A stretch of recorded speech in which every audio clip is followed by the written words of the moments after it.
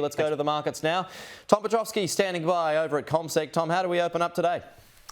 Pete, it's going to be a contained improvement that we see from the local share market today. The futures are telling us the ASX 200 should be up by around 0.2% when trade gets underway later on this morning. It was a workmanlike effort from US and European markets last night.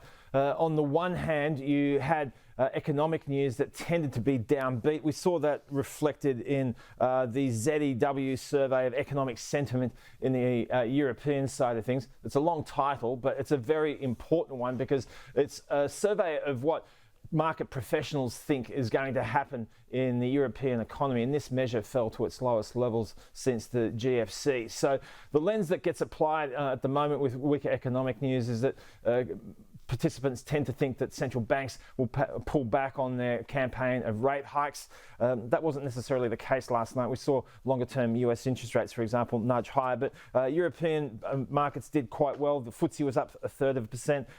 BHP in London trade up by about 5%, emulating the performance that we saw locally yesterday on the back of those better earnings numbers. US markets generally higher, recovering from early losses. The S&P 500 up by 0.2%.